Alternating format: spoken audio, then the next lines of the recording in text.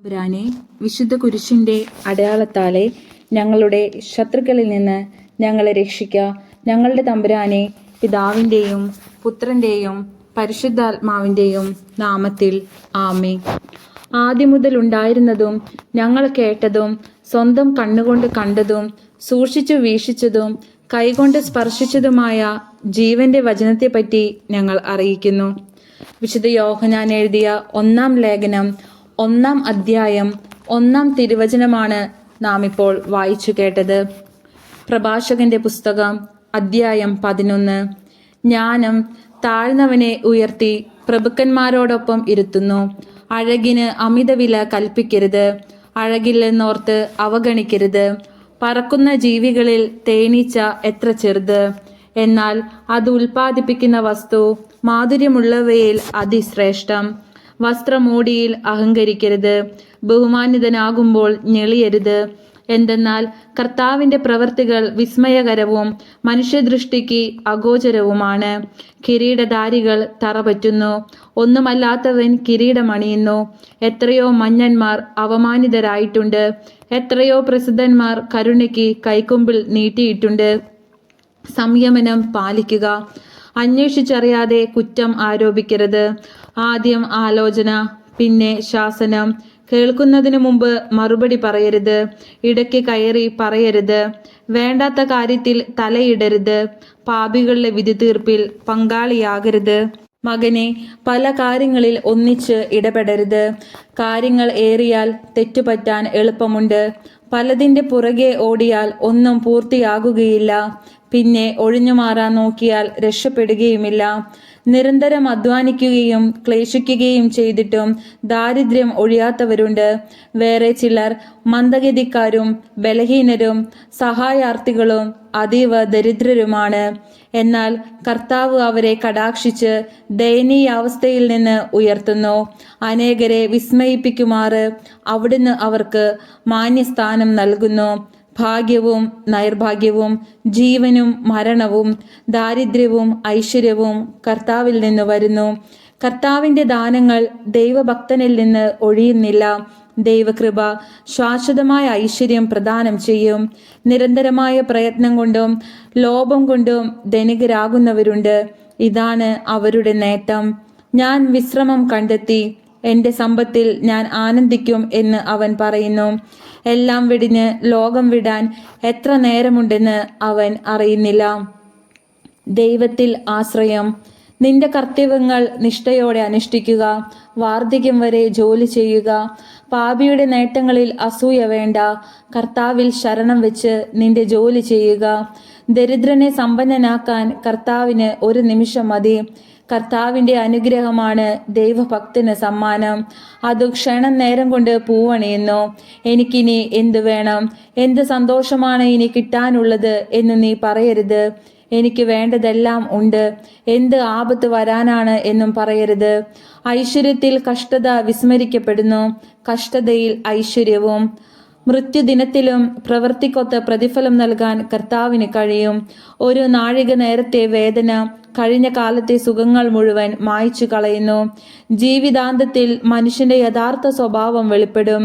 മരിക്കും മുമ്പ് ആരെയും ഭാഗ്യവാൻ എന്ന് വിളിക്കരുത്. മരണത്തിലൂടെയാണ് മനുഷ്യനെ അറിയുക. യഥാർത്ഥ സ്നേഹിതൻ. എല്ലാവരെയും വീട്ടിലേക്ക് വിളിക്കരുത്. കൗശലക്കാരൻ്റെ ഉപായങ്ങൾ നിരവധിയാണ്. കൂട്ടിലടച്ച പക്ഷിയെ പോലെയാണ് അഹങ്കാരിയുടെ മനസ്സ്. ചാരനെ പോലെ അവൻ നിന്റെ ദൗർബല്യങ്ങൾ ഉറ്റുനോക്കുന്നു. നന്മയെ തിന്മയാക്കാൻ അവൻ നോക്കിയിരിക്കുകയാണ്. സൽപ്രവർത്തികളിലും അവൻ കുറ്റം കണ്ടുപിടിക്കും. കാട്ടുതീ പടർത്താൻ ഒരു കനൽ മതി. രക്തച്ചൊരിച്ചിലിന് അവസരം പാർത്തിരിക്കുകയാണ് പാപി. നീചനെ സൂക്ഷിക്കുക, അവൻ്റെ മനസ്സ് നിറയെ തിന്മയാണ്. അവൻ നിന്റെ മേൽ മായാത്ത കറ പുരട്ടും. അപരിചിതനെ വീട്ടിൽ കയറ്റിയാൽ അവൻ നിന്നെ ദ്രോഹിക്കും. സ്വഭവനത്തിൽ നീ അന്യനായി തീരും. പ്രഭാഷകന്റെ പുസ്തകം അധ്യായം 12. അർഹത നോക്കി വേണം ദയ കാണിക്കാൻ, അതിനു ഫലമുണ്ടാകും. ദൈവഭക്തന് നന്മ ചെയ്താൽ നിനക്ക് പ്രതിഫലം ലഭിക്കും. അവനിൽ നിന്നല്ലെങ്കിൽ കർത്താവിൽ നിന്ന്. തിന്മയിൽ മുഴുകുന്നവനും ഭിക്ഷ കൊടുക്കാത്തവനും നന്മ വരികയില്ല. ദൈവഭക്തന് നൽകുക, പാപിയെ സഹായിക്കരുത്. എളിയവന് നന്മ ചെയ്യുക, എന്നാൽ ദൈവഭയമില്ലാത്തവനെ സഹായിക്കരുത്. അവന് ഭക്ഷണം കൊടുക്കരുത്, അവൻ നിന്നെ കീഴടക്കും. നന്മയ്ക്ക് പകരം ഇരട്ടി ദ്രോഹമായിരിക്കും അവൻ ചെയ്യുക. അത്യുന്നതൻ പാപികളെ വെറുക്കുകയും ശിക്ഷിക്കുകയും ചെയ്യുന്നു. നല്ലവനെ സഹായിക്കുക, പാപിയെ അരുത്. ഐശ്വര്യത്തിൽ സ്നേഹിതനെ അറിയാൻ സാധിക്കുകയില്ല, കഷ്ടതയിൽ ശത്രു മറഞ്ഞിരിക്കുകയുമില്ല. ഒരുവന് ഐശ്വര്യമുണ്ടാകുമ്പോൾ ശത്രുക്കൾ ദുഃഖിക്കുന്നു, കഷ്ടതയിൽ സ്നേഹിതന്മാർ പോലും അകന്നു പോകും. ശത്രുവിനെ ഒരിക്കലും വിശ്വസിക്കരുത്. ചെമ്പിലെ ക്ലാവ് എന്ന പോലെ അവന്റെ ദുഷ്ടത നിന്നെ നശിപ്പിക്കും. അവൻ അതിവിനയത്തോടെ കെഞ്ചിയാലും കരുതലോടെ ഇരിക്കുക. ഓട്ടുകണ്ണാടി തുടച്ചു മിനുക്കുന്നവനെ പോലെ ജാഗരൂകത കാണിക്കുക. എത്ര തുടച്ചാലും ക്ലാവ് വീണ്ടും വരും. അവനെ അടുത്തിരുത്തരുത്, അവൻ നിന്റെ സ്ഥാനം കരസ്ഥമാക്കും. നിന്റെ വലതുവശത്തിരിക്കാൻ അവനെ അനുവദിക്കരുത്, അവൻ നിന്റെ ബഹുമാന്യ സ്ഥാനം അപഹരിക്കും. അപ്പോൾ എൻ്റെ വാക്കുകളുടെ പൊരുൾ നീ ദുഃഖത്തോടെ മനസ്സിലാക്കും. പാമ്പാട്ടിയെ പാമ്പ് കടിച്ചാൽ ആർക്കു സഹതാപം തോന്നും? ഹിംസ്ര ജന്തുക്കളെ സൂക്ഷിക്കുന്നവന് അപകടം വന്നാൽ ആർക്ക് അനുകമ്പ തോന്നും? പാപിയുമായി സഹവസിക്കുകയും പാപങ്ങളിൽ മുഴുകുകയും ചെയ്യുന്നവനോട് ആർക്കും സഹതാപം തോന്നുകയില്ല. അവൻ നിന്നോടൊത്തു കഴിഞ്ഞാലും നീ വീഴാൻ തുടങ്ങിയാൽ മാറിക്കളയും. ശത്രു മധുരമായി സംസാരിച്ചാലും കുഴിയിൽ ചാടിക്കാനായിരിക്കും അവൻ്റെ ആലോചന. അവൻ കണ്ണീരൊഴുക്കിയാലും അവസരം വരുമ്പോൾ ശമിക്കാത്ത രക്തദാഹം ഉണരും. നിനക്ക് ആപത്ത് വരുമ്പോൾ അവൻ നിന്നെ സമീപിക്കും. സഹായം നടിച്ചുകൊണ്ട് കുതികാലിൽ ചവിട്ടി അവൻ നിന്നെ വീഴ്ത്തും.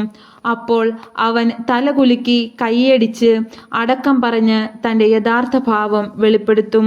പ്രഭാഷകന്റെ പുസ്തകം അധ്യായം 13. വ്യാജ സുഹൃത്തുക്കൾ. കീൽ തൊട്ടാൽ കറ പറ്റും. അഹങ്കാരിയോട് അടുക്കുന്നവൻ അവനെ പോലെയാകും. ശക്തിക്കതീതമായ ഭാരമെടുക്കരുത്. നിന്നേക്കാൾ ശക്തനും ധനികനുമായ ഒരുവനുമായി ഇടപഴകരുത്. മൺകലത്തിന് ഇരുമ്പ് പാത്രവുമായി ഒത്തുപോകാൻ കഴിയുമോ? മൺകലം അതിൽ തട്ടി തകരുകയില്ലേ? ധനവാൻ ദ്രോഹിക്കുക മാത്രമല്ല, നിന്ദിക്കുക കൂടി ചെയ്യുന്നു. പാവപ്പെട്ടവൻ ദ്രോഹം സഹിച്ചാൽ പോരാ, ക്ഷമായാചനവും ചെയ്യണം. നിന്നെക്കൊണ്ട് പ്രയോജനമുണ്ടെന്ന് കണ്ടാൽ ധനവാൻ നിന്നെ ചൂഷണം ചെയ്യും. എന്നാൽ നിനക്ക് ആവശ്യം വന്നാൽ അവൻ നിന്നെ പരിത്യജിക്കും. നിനക്ക് വകയുണ്ടെങ്കിൽ അവൻ നിന്നോട് കൂടെ കാണും. കൂസലില്ലാതെ നിന്റെ വിഭവങ്ങൾ ചോർത്തിയെടുക്കും. നിന്നെക്കൊണ്ട് ആവശ്യമുള്ളപ്പോൾ അവൻ നിന്നെ വഞ്ചിക്കും. നിന്നെ നോക്കി പുഞ്ചിരിച്ച് അവൻ നിന്നിൽ പ്രതീക്ഷ ഉണർത്തും. കാരുണ്യപൂർവകമായ സ്വരത്തിൽ നിനക്കെന്താണ് ആവശ്യം എന്ന് ചോദിക്കും. സൽക്കാരം കൊണ്ട് അവൻ നിന്നെ ലജ്ജിപ്പിക്കും. പ്രതിസൽക്കാരം കൊണ്ട് നീ പൂർണ്ണ ദരിദ്രനാകും. അപ്പോൾ അവൻ നിന്നെ അവഹേളിക്കും, നിന്നെ പുറന്തള്ളുകയും തല കുലുക്കി രസിക്കുകയും ചെയ്യും. വഞ്ചിക്കപ്പെടാതിരിക്കാനും ഭോഷത്വം മൂലം നിന്ദിക്കപ്പെടാതിരിക്കാനും ശ്രദ്ധിക്കുക. പ്രബലന്മാരുടെ ക്ഷണം സ്വീകരിക്കുന്നതിൽ വിമുഖനായിരിക്കുക. അവർ വീണ്ടും വീണ്ടും ക്ഷണിച്ചുകൊണ്ടിരിക്കും. തള്ളിക്കയറരുത്, പിന്തള്ളപ്പെടും. വളരെ അകന്നു നിൽക്കരുത്, വിസ്മരിക്കപ്പെടും. അവരോട് സമത്വഭാവത്തിൽ വർത്തിക്കരുത്. അവൻ്റെ വാചാലത കണ്ട് ഭ്രമിക്കുകയുമരുത്. അതിഭാഷണത്തിലൂടെ നിന്നെ പരീക്ഷിക്കുകയും പുഞ്ചിരിയിലൂടെ നിന്നെ അളക്കുകയുമാണ് അവൻ ചെയ്യുന്നത്. രഹസ്യം സൂക്ഷിക്കാത്തവൻ നിർദയനാണ്. ദ്രോഹിക്കാനോ തടവിലാക്കാനോ അവൻ മടിക്കുകയില്ല. രഹസ്യങ്ങൾ ചോർന്നു പോകാതെ സൂക്ഷിക്കുക. നീ സഞ്ചരിക്കുമ്പോൾ നിന്റെ നാശവും കൂടെയുണ്ട്. ഓരോ ജീവിയും സ്വവർഗത്തെ സ്നേഹിക്കുന്നു, മനുഷ്യൻ അയൽക്കാരനെയും. ജീവികളെല്ലാം സ്വവർഗത്തിൽ ഇണങ്ങി നിൽക്കുന്നു. മനുഷ്യൻ തൻ്റെ തരത്തിൽപ്പെട്ടവനോടും. ചെന്നായ്ക്ക് കുഞ്ഞാടിനോട് എന്ത് ചെങ്ങാത്തം? പാപിക്കു ദൈവഭക്തനോടും അതിലേറെയില്ല. കഴുതപ്പുലിക്കും നായ്ക്കും ഇടയിൽ എന്തു സമാധാനം? ധനികനും ദരിദ്രനും തമ്മിലും അങ്ങനെ തന്നെ. കാട്ടുകഴുതകൾ സിംഹങ്ങൾക്ക് ഇര, പാവപ്പെട്ടവർ ധനവാന്മാർക്കും. അഹങ്കാരി വിനയം വെറുക്കുന്നു, ധനവാൻ ദരിദ്രനെയും. ധനവാൻ കാലിടറിയാൽ സ്നേഹിതന്മാർ താങ്ങും. പാവപ്പെട്ടവർ വഴുതിയാൽ കൂട്ടുകാർ അവനെ തള്ളിയിടും. ധനകന് കാൽ പിഴച്ചാൽ വളരെ പേർ സഹായിക്കും. അവൻ പറയുന്നത് അനുചിതമായാലും അവർ ന്യായീകരിക്കും. എളിയവൻ വീണാൽ അവർ അവനെ ശകാരിക്കും. അവൻ ബുദ്ധിപൂർവം സംസാരിച്ചാലും അവർ ഗൗനിക്കുകയില്ല. ധനവാൻ സംസാരിക്കുമ്പോൾ എല്ലാവരും നിശബ്ദരായിരിക്കും. മാനം മുട്ടെ പുകഴ്ത്തും. ദരിദ്രൻ സംസാരിക്കുമ്പോൾ ഇവൻ ആര് എന്ന് അവർ ചോദിക്കും. അവന് കാലിടറിയാൽ അവർ അവനെ തള്ളിയിടും. പാപവിമുക്തമെങ്കിൽ സമ്പത്ത് നല്ലത് തന്നെ. ദൈവഭയം ഇല്ലാത്തവന്റെ ദൃഷ്ടിയിൽ ദാരിദ്ര്യം തിന്മയാണ്. ഹൃദയത്തിലെ നന്മയും തിന്മയും അനുസരിച്ച് മുഖഭാവത്തിൽ മാറ്റം വരും. പ്രസന്ന വദനം ഹൃദയ സന്തുഷ്ടിയെ വെളിപ്പെടുത്തുന്നു. ആഴമേറിയ ചിന്തയിൽ നിന്നാണ് സുഭാഷിതങ്ങൾ രൂപം കൊള്ളുക.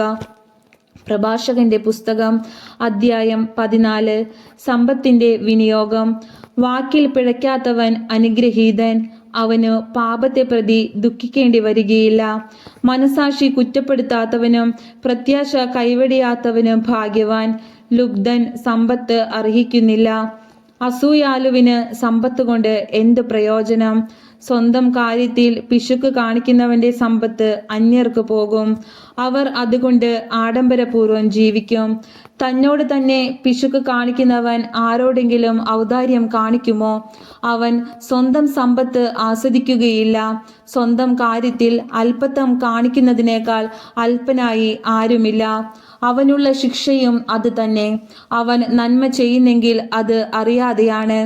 അവസാനം അവൻ തൻ്റെ അല്പത്വം വെളിപ്പെടുത്തുകയും ചെയ്യുന്നു.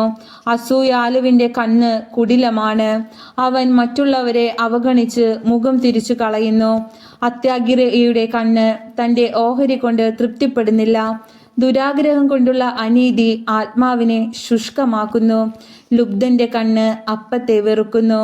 അവന്റെ ഭക്ഷണമേശയിൽ അത് കാണുകയില്ല. മകനെ, കഴിവിനൊത്ത് ചെലവ് ചെയ്തു കൊള്ളുക.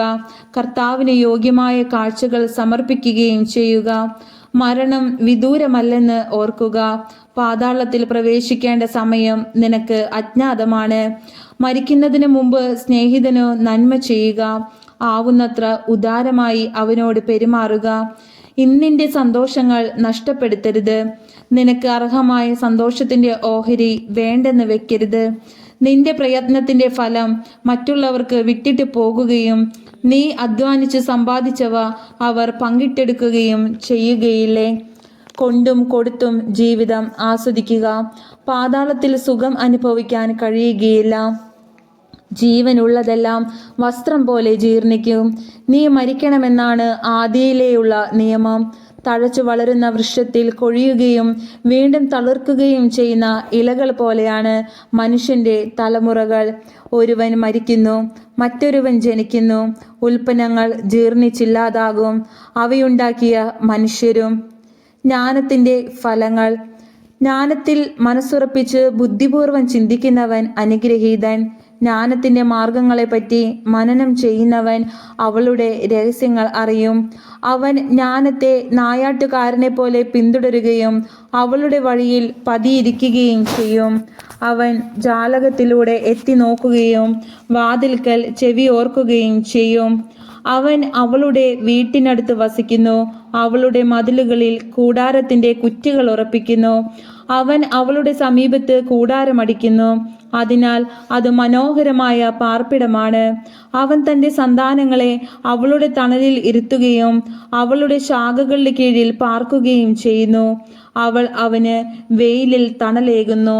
അവളുടെ മഹത്വത്തിൻ മധ്യേ അവൻ വസിക്കുകയും ചെയ്യുന്നു. പ്രഭാഷകന്റെ പുസ്തകം അധ്യായം 15. നീതിമാന്റെ സമ്മാനം. കർത്താവിന്റെ ഭക്തൻ ഇത് ചെയ്യും. കൽപ്പനകളിൽ ഉറച്ചു നിൽക്കുന്നവന് ജ്ഞാനം ലഭിക്കും. അമ്മയെപ്പോലെ അവൾ അവനെ സമീപിക്കും, നവവധുവിനെ പോലെ സ്വീകരിക്കും. അറിവിന്റെ അപ്പം കൊണ്ട് അവൾ അവനെ പോഷിപ്പിക്കും. ജ്ഞാനത്തിന്റെ ജലം കുടിക്കാൻ കൊടുക്കും. അവൻ അവളെ ചാരി നിൽക്കും, വീഴുകയില്ല. അവളിൽ ആശ്രയിക്കും, ലജ്ജിതനാവുകയില്ല. അവൾ അവന് അയൽക്കാരുടെ ഇടയിൽ ഔന്നത്യം നൽകും. സമൂഹമധ്യേ സംസാരിക്കാൻ അവന് കഴിവ് നൽകും. അവൻ സന്തോഷിച്ച് ആനന്ദത്തിന്റെ കിരീടമണിയും അനന്തമായ കീർത്തി ആർജിക്കുകയും ചെയ്യും. ഭോഷന്മാർക്ക് അവളെ സ്വന്തമാക്കാനോ പാപിക്ക് അവളെ കാണാനോ കഴിയുകയില്ല. അഹങ്കാരികളിൽ നിന്ന് അവൾ അകന്നു വർത്തിക്കുന്നു. നുണയരുടെ ചിന്തയ്ക്ക് അവൾ അപ്രാപ്യയാണ്. സ്വസ്ത്രഗീതം പാപിക്ക് ഇണങ്ങുന്നില്ല. അവൻ കർത്താവിൽ നിന്ന് പ്രചോദനം ഉൾക്കൊള്ളുന്നില്ല. ജ്ഞാനത്തിന്റെ ബഹിർസ്ഫുരണമാണ് സ്വസ്ത്രഗീതം. കർത്താവാണ് അതിനെ പ്രചോദിപ്പിക്കുന്നത്. മനുഷ്യന്റെ ഉത്തരവാദിത്തം. എൻ്റെ വീഴ്ചയ്ക്ക് കാരണം കർത്താവാണെന്ന് പറയരുത്. എന്തെന്നാൽ താൻ വെറുക്കുന്നത് അവിടുന്ന് ചെയ്യുകയില്ല. അവിടുന്നാണ് എന്നെ വഴിതെറ്റിച്ചത് എന്ന് പറയരുത്. അവിടുത്തേക്ക് പാപിയെ ആവശ്യമില്ല. എല്ലാ മ്ലേച്ഛതകളും കർത്താവ് വെറുക്കുന്നു. അവിടുത്തെ ഭക്തരും അത് ഇഷ്ടപ്പെടുന്നില്ല. ആദിയിൽ കർത്താവ് മനുഷ്യനെ സൃഷ്ടിച്ചു. അവന് സ്വാതന്ത്ര്യവും നൽകി. മനസ്സ് വെച്ചാൽ നിനക്ക് കൽപ്പനകൾ പാലിക്കാൻ സാധിക്കും. വിശ്വസ്തതാപൂർവം പ്രവർത്തിക്കണമോ വേണ്ടയോ എന്ന് തീരുമാനിക്കേണ്ടത് നീയാണ്. അഗ്നിയും ജലവും അവിടുന്ന് നിന്റെ മുമ്പിൽ വെച്ചിരിക്കുന്നു. ഇഷ്ടമുള്ളത് എടുക്കാം. ജീവനും മരണവും മനുഷ്യന്റെ മുമ്പിലുണ്ട്. ഇഷ്ടമുള്ളത് അവന് ലഭിക്കും. കർത്താവിന്റെ ജ്ഞാനം മഹോന്നതമാണ്. സർവശക്തനും സർവജ്ഞനുമാണ് അവിടുന്ന്. കർത്താവ് തന്റെ ഭക്തരെ കടാക്ഷിക്കുന്നു. മനുഷ്യന്റെ ഓരോ പ്രവൃത്തിയും അവിടുന്ന് അറിയുന്നു. പാപം ചെയ്യാൻ അവിടുന്ന് ആരോടും കൽപ്പിച്ചിട്ടില്ല. ആർക്കും അനുവാദം കൊടുത്തിട്ടുമില്ല. പ്രഭാഷകന്റെ പുസ്തകം അധ്യായം 16. ദുഷ്ടനു ശിക്ഷ. കൊള്ളരുതാത്ത മക്കളുടെ കൂട്ടത്തെ ആഗ്രഹിക്കരുത്.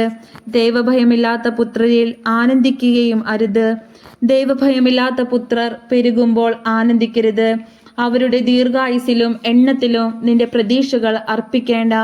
കാരണം ദൈവഭയമുള്ള ഒരുവൻ 1000 പാപികളെക്കാൾ മെച്ചമാണ്. ദൈവഭയം ഇല്ലാത്ത മക്കൾ ഉണ്ടാകുന്നതിനേക്കാൾ ഭേദം അനപത്യനായി മരിക്കുന്നതാണ്. വിവേകമുള്ള ഒരുവനാൽ നഗരം ജനനിബിഡമാകും. നിയമനിഷ്ഠയില്ലാത്ത ഒരു വർഗം വഴി അത് ശൂന്യമാകും. ഇങ്ങനെയുള്ള പലതും എൻ്റെ കണ്ണു കണ്ടിട്ടുണ്ട്. ഇതിനേക്കാൾ വലുത് എൻ്റെ ചെവി കേട്ടിട്ടുമുണ്ട്. പാപികൾ സംഘം ചേരുമ്പോൾ അഗ്നി ജ്വലിക്കുന്നു. അനുസരണയില്ലാത്ത ജനത ക്രോധം ആളിക്കത്തിക്കുന്നു. സ്വശക്തിയിൽ വിശ്വസിച്ച് ദൈവത്തോട് മത്സരിച്ച പുരാതന മല്ലന്മാരോട് അവിടുന്ന് ക്ഷമിച്ചില്ല.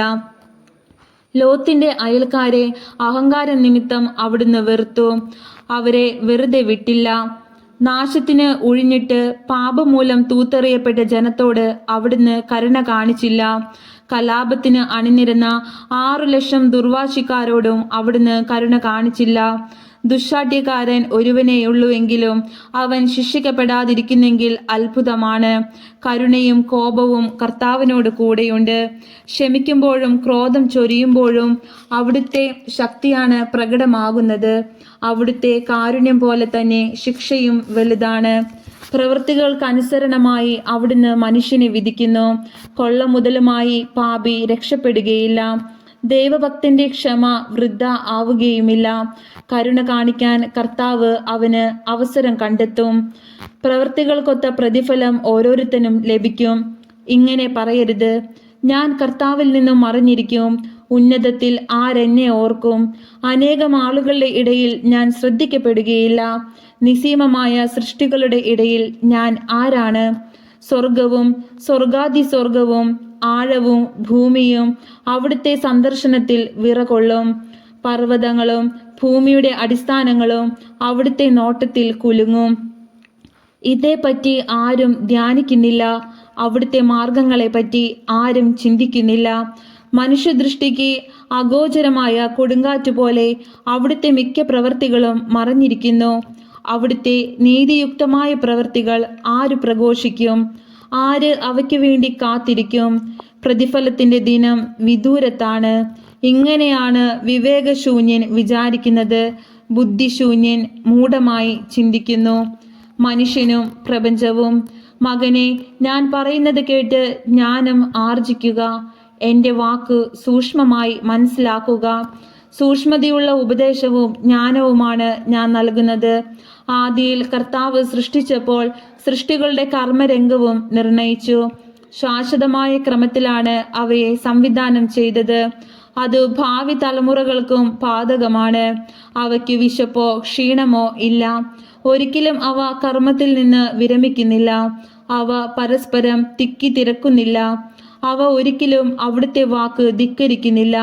കർത്താവ് ഭൂമിയെ നോക്കുകയും തൻ്റെ നന്മകൾ കൊണ്ട് അതിനെ നിറയ്ക്കുകയും ചെയ്തു. എല്ലാവിധ ജീവജാലങ്ങളെയും കൊണ്ട് അവിടുന്ന് അതിൻ്റെ ഉപരിതലം നിറച്ചു. അവ മണ്ണിലേക്കു മടങ്ങും. നമ്മുടെ കർത്താവായ മിശിഹായ്ക്ക് സ്തുതി. സ്വർഗസ്നായ ഞങ്ങളുടെ പിതാവേ, അങ്ങയുടെ നാമം പൂജിതമാകണമേ. അങ്ങയുടെ രാജ്യം വരണമേ. അങ്ങയുടെ തിരുമനസ് സ്വർഗത്തിലെ പോലെ ഭൂമിയിലുമാകണമേ. അന്നു വേണ്ടുന്ന ആഹാരം ഇന്ന് ഞങ്ങൾക്ക് തരണമേ. ഞങ്ങളോട് തെറ്റ് ചെയ്യുന്നവരോട് ഞങ്ങൾ ക്ഷമിച്ചിരിക്കുന്നത് പോലെ ഞങ്ങളുടെ തെറ്റുകൾ ഞങ്ങളോട് ക്ഷമിക്കണമേ. ഞങ്ങളെ പ്രലോഭനത്തിൽ വീഴാൻ ഇടയാകരുതേ. ദുഷ്ടാരൂപിയിൽ ഞങ്ങളെ രക്ഷിക്കണമേ. നന്മ നിറഞ്ഞ മറിയമേ സുസ്തി, കർത്താവ് അങ്ങയോട് കൂടെ സ്ത്രീകൾ അങ്ങ് അനുഗ്രഹിക്കപ്പെട്ടവളാവുന്നു. അങ്ങയുടെ ഉദരത്തിൻ ഫലമായി ഈശോ അനുഗ്രഹിക്കപ്പെട്ടവനാവുന്നു. പരിശുദ്ധ മറിയമേ തമ്പുരാന്റെ അമ്മേ, പാപികളായ ഞങ്ങൾക്ക് വേണ്ടി എപ്പോഴും ഞങ്ങളുടെ മരണസമയത്തും തമ്പുരാനോട് അപേക്ഷിച്ചു കൊള്ളണമേ. പിതാവിനും പുത്രനും